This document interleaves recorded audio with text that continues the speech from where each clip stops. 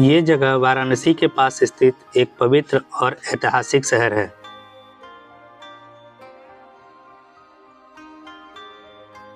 यह बौद्ध धर्म के उस स्थान के रूप में अत्यधिक महत्व रखता है जहां भगवान बुद्ध ने ज्ञान प्राप्त करने के बाद अपना पहला उपदेश दिया था।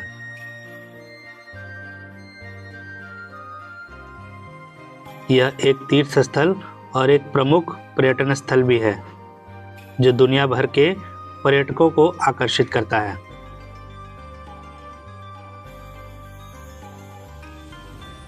ये जगह बोधगया, लुम्बिनी और कुशीनगर के साथ बौद्ध तीर्थ यात्रा सर्किट का हिस्सा है। तीर्थयात्री भगवान बुद्ध के जीवन की घटनाओं को पता लगाने के लिए इन स्थलों पर जाते हैं। इस जगह को हम सारनाथ के नाम से जानते हैं।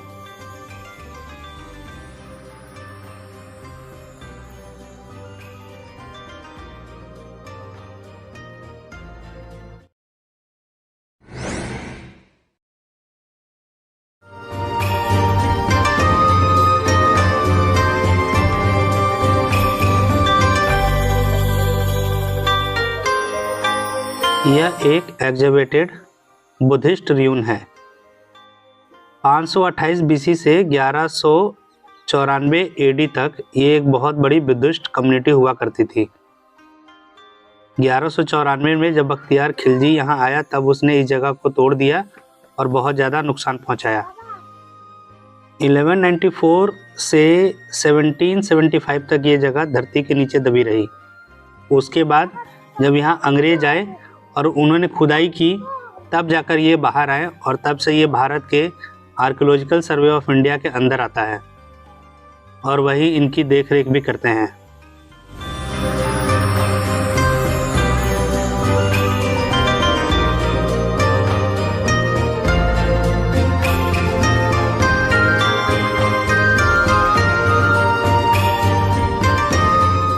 इसी खंडर परिसर में मौजूद है धर्मराज का स्तूप।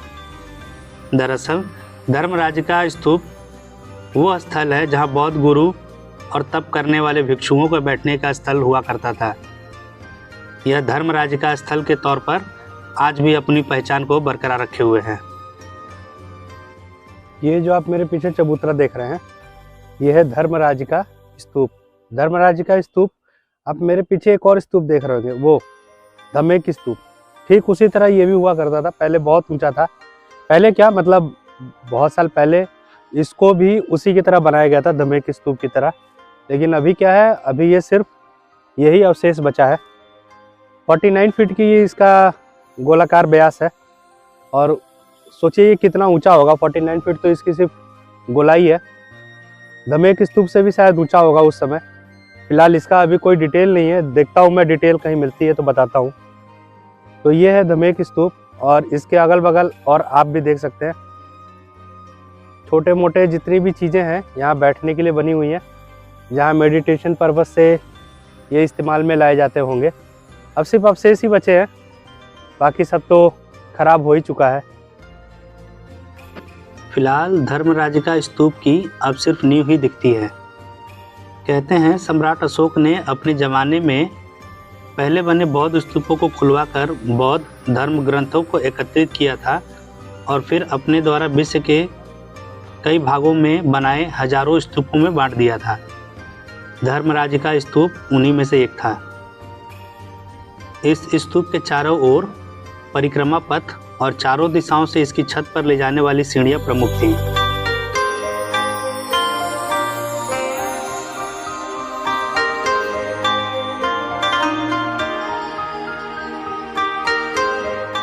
ये अवशेष धर्मराज का स्तूप की रेलिंग है जिसे आक्रमणकारियों ने तोड़ दिया था।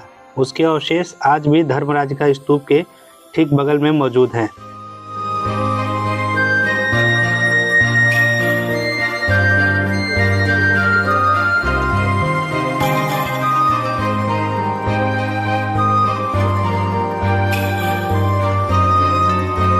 बौद्ध धर्म का अनुयायी बनने के बाद सम्राट अशोक ने बौद्ध धर्म के प्रचार के लिए बहुत सारी मेहनत की। सम्राट अशोक ने जब बौद्ध धर्म अपना लिया था तो बौद्ध धर्म के प्रचार के लिए अपने पुत्रों को उसने बौद्ध धर्म के प्रचार के लिए श्रीलंका भेजा था। भारत के अलावा बाहरी देशों में भी बहुत का प्रचार करवाया। सम्राट अशोक ने 3 वर्षों के अंदर अंदर 84,000 स्तूपों का निर्माण करवाया था। सम्राट अशोक के ही निर्माण का कारण है जो आपको हर जगह स्तूप देखने को मिलते हैं और स्तंभ भी देखने को मिलते हैं। उसी का एक उदाहरण था अशोक स्तंभ, जो कि एक पिलर पे बना हुआ था। उसके भी कुछ अवशेष आपको इसी जगह देखने को मिलेंगे।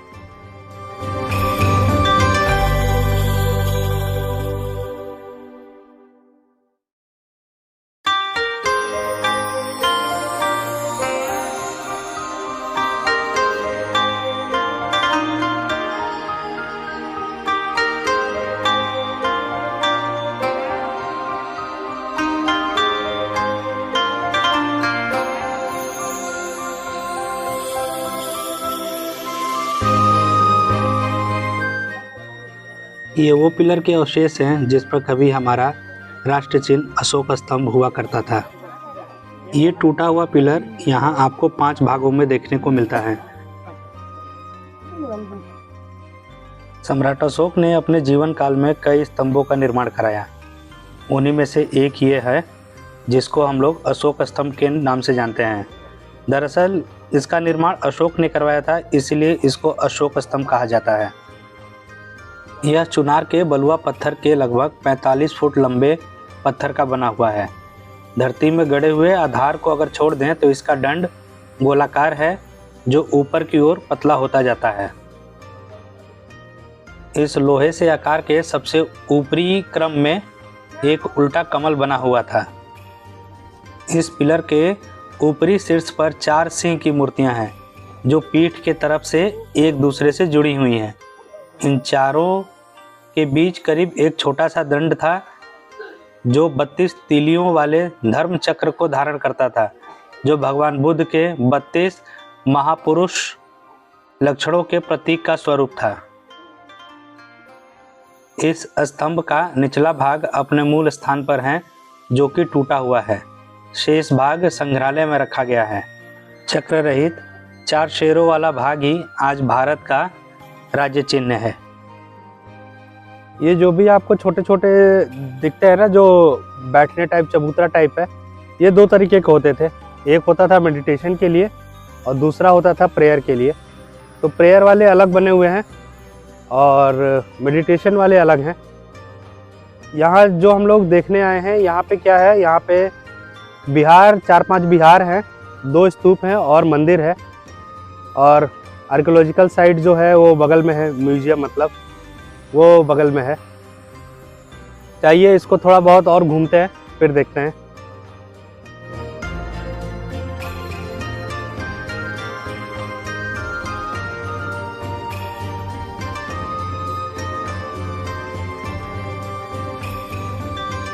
ये सब मंदिरों के अवशेष हैं।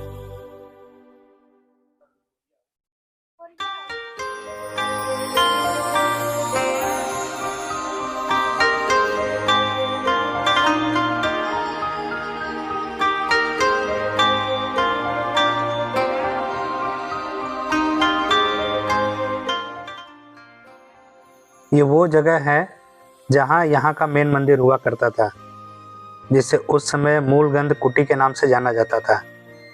उस मंदिर का अब बस टूटे फूटे और शेष ही बचे हैं। इसकी मोटी दीवारों को देखकर आपको इसके ऊपर बने भव्य मंदिर का अनुमान लगा सकते हैं। चौकोर आधार पर बने इस मंदिर का प्रवेश द्वार पूरब की ओर था, जिसके सामने एक मंडप, एक मंदिर और एक बड़ा सा आंगन हुआ करता था।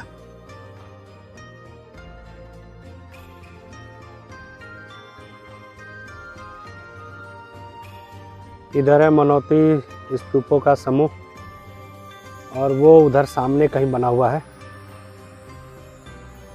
छोटे छोटे स्तूप हैं जो बने हुए हैं, जिनको मनौती स्तूप बोला जाता है। चलिए वहाँ पहुँचते हैं, फिर देखते हैं। और यहाँ भी कुछ है देखने लायक।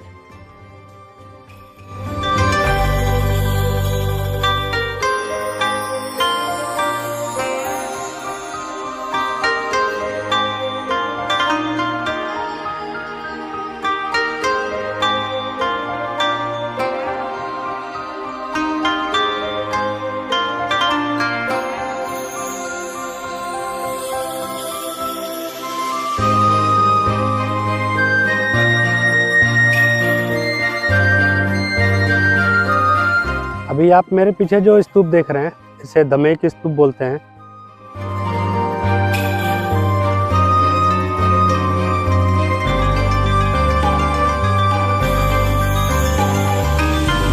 इस स्तूपा की जो ऊंचाई है वो 43.6 मीटर है और जो ये गोलाकार आकार में बना हुआ है, इसका जो डायमीटर है वो 28 मीटर है।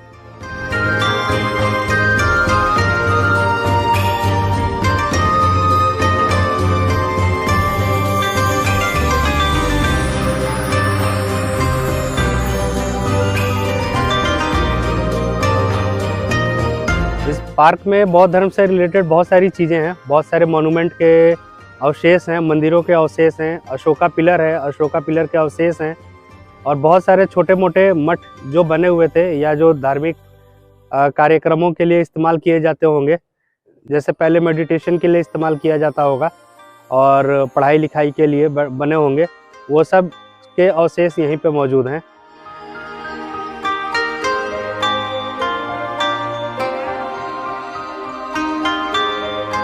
इस स्तूपा की नींव जो है अशोक ने रखी थी और इसको 6 बार बड़ा किया गया और 6 बार बड़ा करने के बाद भी इसका ऊपरी सिरा जो है अभी भी अधूरा रह गया है, जिसको बनाया नहीं जा सका।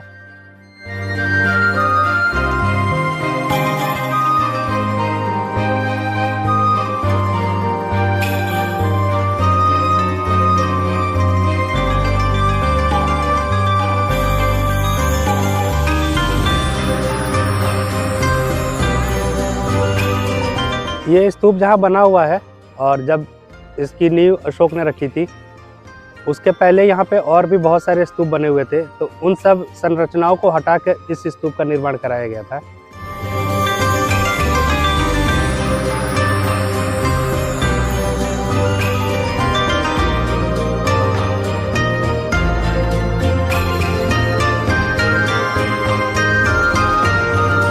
सम्राट अशोक ने अपने जीवन काल में बहुत सारे स्तूपों का निर्माण कराया था, उन्हीं में से ये एक है और उनका निर्माण कराने का मकसद यही था कि भगवान बुद्ध की निशानियों को सुरक्षित करके रखा जा सके। उन्हीं के कारण ये बौद्ध धर्म के लिए सबसे ज़्यादा पवित्र स्थान माने जाते हैं।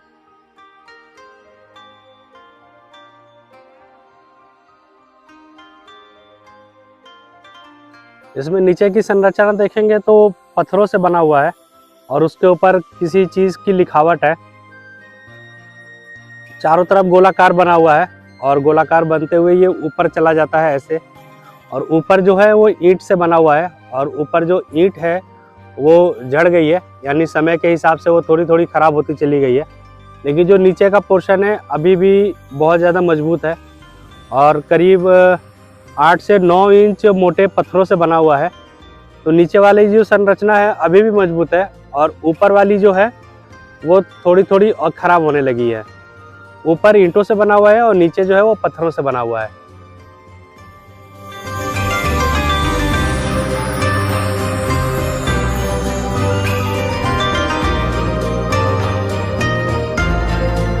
हिंदू धर्म में जो मंदिरों की आस्था है, चाहे वो 4 धाम हो या कोई भी और छोटा बड़ा मंदिर, उसी आस्था का ये स्तूप प्रतीक माना जाता है।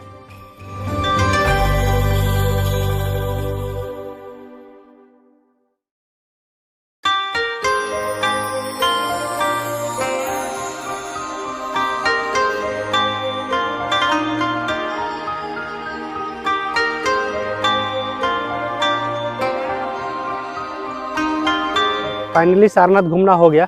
आई होप कि आपको ये वीडियो पसंद आई होगी। अगर आपको ये वीडियो पसंद आई होगी तो वीडियो को लाइक कीजिए, शेयर कीजिए और चैनल पर पहली बार आए हैं तो चैनल को सब्सक्राइब कीजिए। मिलते हैं किसी और वीडियो में, तब तक के लिए हर हर गंगे हर हर महादेव।